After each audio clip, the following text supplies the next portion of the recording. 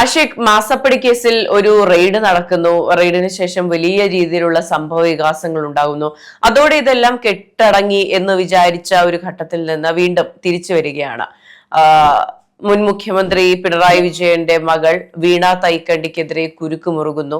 ആ മുറുകിയ കുരുക്ക് തിരിച്ചു ചെന്ന് നിൽക്കുന്നത് ഇപ്പോഴത്തെ പ്രതിപക്ഷ നേതാവായ മുൻ മുഖ്യമന്ത്രിയായ പിണറായി വിജയന്റെ അടുത്തേക്ക് തന്നെയാണ്. അപ്പോൾ അന്വേഷണം ഇടത് സർക്കാരിലേക്ക് തന്നെ.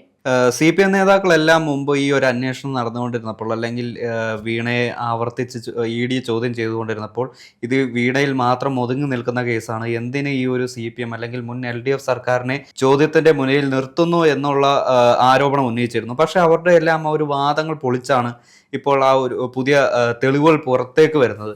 അതുകൊണ്ടാണ് ഇപ്പോൾ മൂന്നാം ഘട്ട ചോദ്യം ചെയ്യലിന് വേണ്ടി വീണ EDയുടെ മുന്നിലേക്ക് എത്തുമ്പോൾ LDF സർക്കാർ എന്തെല്ലാം സേവനങ്ങൾ അല്ലെങ്കിൽ എന്തെല്ലാം ആനുകൂല്യങ്ങൾ ഈ ഒരു മാസപ്പടി കേസുമായി കൈപ്പറ്റിയിട്ടുണ്ട് എന്ന വിവരങ്ങൾ വീണയിൽ നിന്ന് ED ഉദ്യോഗസ്ഥർക്ക് ശേഖരിക്കാൻ അല്ലെങ്കിൽ അവർക്ക് ലഭിക്കാൻ സാധ്യതയുണ്ട്.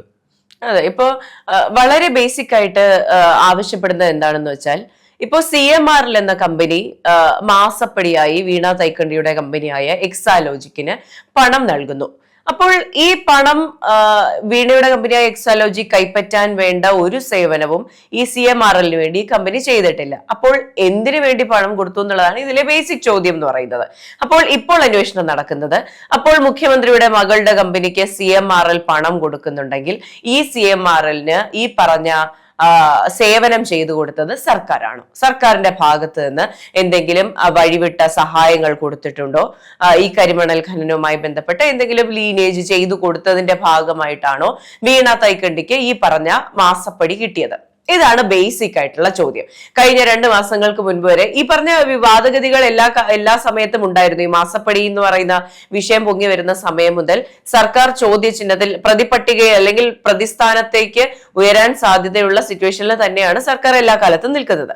പക്ഷേ ഇപ്പോഴത്തെ സാഹചര്യം എന്ന് പറഞ്ഞാല് ഈ പറഞ്ഞതുപോലെ വീണ തൈക്കണ്ടിക്ക് എന്തിന് ഈ പറഞ്ഞ പണം കൊടുത്തു എന്ന് ചോദിക്കുമ്പോൾ പല ഈ പറഞ്ഞ കമ്മ്യൂണിസ്റ്റ് നേതാക്കളും ചാനൽ ചർച്ചകളിൽ വന്ന് എക്സൽ ചെയ്തു, അത് ചെയ്തു, ഇത് ചെയ്തു എന്ന് പറഞ്ഞ് കോടികളുടെ ഇടപാടിനെ ടാലിയാക്കാൻ നോക്കുന്ന ഒരു സാഹചര്യം ഉണ്ടായിരുന്നു. പക്ഷെ അങ്ങനെ അല്ല. സർക്കാർ കൃത്യമായി CMRLന് എന്തോ സേവനം ചെയ്തു കൊടുത്തിട്ടുണ്ട്, അതിനുള്ള വഴിവിട്ട സഹായങ്ങൾ ചെയ്തു കൊടുത്തിട്ടുണ്ട് എന്ന് EDക്ക് ബോധ്യമായിട്ടുണ്ട്. അതുകൊണ്ടാണ് കൂടുതൽ കാര്യങ്ങളിലേക്ക്, ഇപ്പോ അന്ന് റെയ്ഡ് നടക്കുന്ന സമയത്താണെങ്കിലും ആ മേഖലകളിൽ ഉണ്ടായിരുന്ന മാധ്യമപ്രവർത്തകരും അതുപോലെ തന്നെ മറ്റുദ്യോഗസ്ഥരും പറഞ്ഞിരുന്ന ഒരു കാര്യമാണ്, പിണറായി വിജയന് ഇതിൽ ഡയറക്റ്റ് ആയിട്ട് ബന്ധമുണ്ടോ എന്നുള്ള കാര്യം അറിയില്ല, പക്ഷെ വീണ എന്തായാലും പെട്ട അവസ്ഥ തന്നെയാണ് ഉള്ളത് എന്ന്. പക്ഷെ ഒരു സ്വാഭാവികമായ ഒരു മെല്ലെപ്പോക്ക് ഉണ്ടായിട്ടുണ്ട്.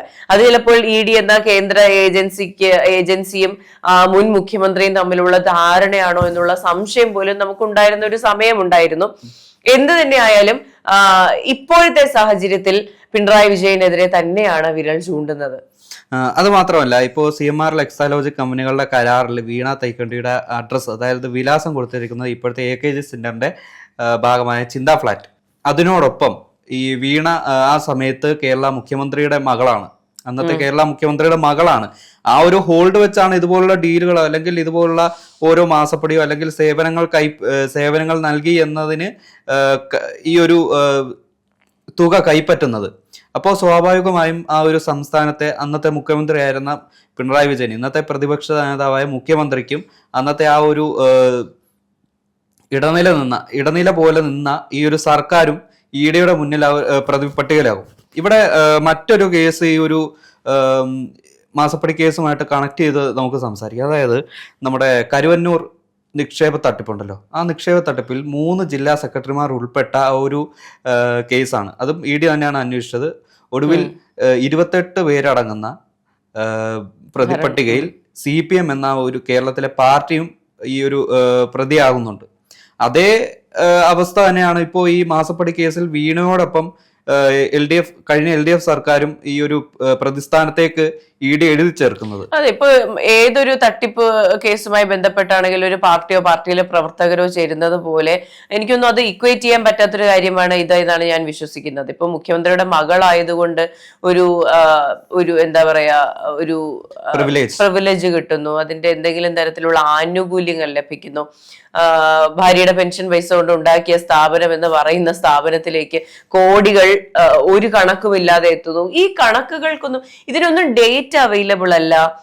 ഈ ബാങ്ക് അക്കൗണ്ടുകൾ മരവിപ്പിക്കുന്നുണ്ടെങ്കിൽ പോലും, അല്ലെങ്കിൽ ഇതിന്റെ കണക്കുകൾ നോക്കുന്നുണ്ടെങ്കിൽ പോലും എന്തിന് എന്നുള്ളൊരു ചോദ്യത്തിന് ഉത്തരം കൊടുത്താൽ തീരാവുന്ന പ്രശ്നമാണ്. ഇപ്പോൾ വീണ തൈക്കണ്ടിയെ ആദ്യ ചോദ്യം ചെയ്യലിൽ വിളിക്കുമ്പോൾ ഞാൻ ഇന്ന സേവനങ്ങൾക്കാണ് ഈ പണം കൈപ്പറ്റിയത് എന്ന് ഉത്തരം കൊടുത്താൽ തീരാവുന്ന ഒരു പ്രശ്നമാണ് മൂന്നാം ചോദ്യം ചെയ്യലിലേക്കും മുൻ മുഖ്യമന്ത്രിയുടെ വീട് റെയ്ഡ് ചെയ്യുന്നു എന്നുള്ള വലിയ പ്രചരണത്തിലേക്കും കാര്യങ്ങൾ നീങ്ങുന്നത്. അതിന്റെ ഫലം എന്തായി? ഇപ്പോൾ പ്രതിപക്ഷ നേതാവിന്റെ വീട് റെയ്ഡ് ചെയ്യുന്നു. അപ്പോൾ കുറേയധികം സാധാരണ മനുഷ്യർ, സാധാരണ പ്രവർത്തകർ ഇതിന്റെ പേരിൽ ജയിലിൽ പോകുന്ന ഒരു സാഹചര്യം ഉണ്ടാകുന്നു. എന്നിട്ട് പ്രതിപക്ഷ നേതാവ് പുറത്തിറങ്ങി വന്ന് രാഹുൽ ഗാന്ധിക്ക് സന്തോഷമായല്ലോ എന്ന് ചോദിക്കുന്നു. അതിനെ പൊളിറ്റിക്കലി ബ്രാൻഡ് ചെയ്യാൻ ശ്രമിക്കുന്നു. അപ്പൊ അദ്ദേഹത്തിന് തന്നെ ഒരു മൈലേജ് ലഭിക്കുകയാണ്. ഇപ്പോൾ തെരഞ്ഞെടുപ്പ് കഴിഞ്ഞ് അദ്ദേഹത്തിന് ഒരു വലിയ രീതിയിലുള്ള ഒരു ബാക്ക്ലാഷ് കിട്ടിക്കൊണ്ടിരുന്ന ഒരു സമയമാണ്. അദ്ദേഹം കാരണമാണ് വലിയൊരു തോൽവി ഉണ്ടായതെന്ന് പാർട്ടി പ്രവർത്തകർ പോലും പറയുന്ന ഒരു സാഹചര്യത്തിൽ നിന്ന് അദ്ദേഹത്തിന് ഒരു നായക പരിവേഷം ലഭിക്കുന്നു. ശരിക്കും എന്ത് ഡ്രാമയാണ് ഇവിടെ നടക്കുന്നത് എന്ന് നമുക്ക് ചിന്തിക്കേണ്ടി വരും. അതായത് ഈ ഒരു EDയുടെ ആ ഒരു റെയ്ഡ് കേന്ദ്ര സർക്കാരിന്റെയും അതായത് UDFന്റെയും ഒത്തുകളിയാണെന്നുള്ള രീതിയിലുള്ള പ്രചരണങ്ങൾ വരെ അത് എന്നിട്ട് തിരുവനന്തപുരത്തും അല്ലെങ്കിൽ കേരളത്തിൽ അങ്ങോളം ഇങ്ങോളം തിരഞ്ഞെടുപ്പ് പ്രചരണത്തിന് ശേഷം ഉയർന്ന ഒരു ഫ്ലെക്സ് ആണ് വേട്ടയാടാം, അല്ലെങ്കിൽ ഈ ഒരു വേട്ടയാടലുകൾ ഒരുപാട് കണ്ടിട്ടുള്ളതാണ്. തങ്ങളുടേതായിട്ടുള്ള ഭരണവീഴ്ചയും അല്ലെങ്കിൽ പാർട്ടിയിൽ നിന്ന് ഉയരുന്ന വിമർശനങ്ങളും കാര്യങ്ങളും എല്ലാം അന്നേ കാറ്റിൽ പറന്നു. പിന്നീട് നമ്മൾ കാണുന്നത് കേരളത്തിലെ LDF അല്ല CPMന്റെ ഒരു ഫേസ് ആയിട്ട് പിണറായി വിജയൻ ധീരനായിട്ട് അവിടെ കൈ ഉയർത്തി പ്രവർത്തകരെ അഭിവാദ്യം ചെയ്യുന്നതാണ്. അതെ, അദ്ദേഹത്തിന്റെ മകൾക്ക് കിട്ടിയിട്ടുള്ള പ്രിവിലേജ് ഇവിടെ ഒരു മുഖ്യമന്ത്രിയുടെയും മക്കൾക്ക് കിട്ടിയിട്ടുണ്ടെന്ന് തോന്നുന്നില്ല, അല്ലെങ്കിൽ ഏതൊരു പാർട്ടിയുടെയും ഏതൊരു കൊടികുത്തിയ നേതാവിന്റെയും മക്കൾക്ക് കിട്ടിയിട്ടുണ്ടെന്ന് ഞാൻ വിശ്വസിക്കുന്നില്ല.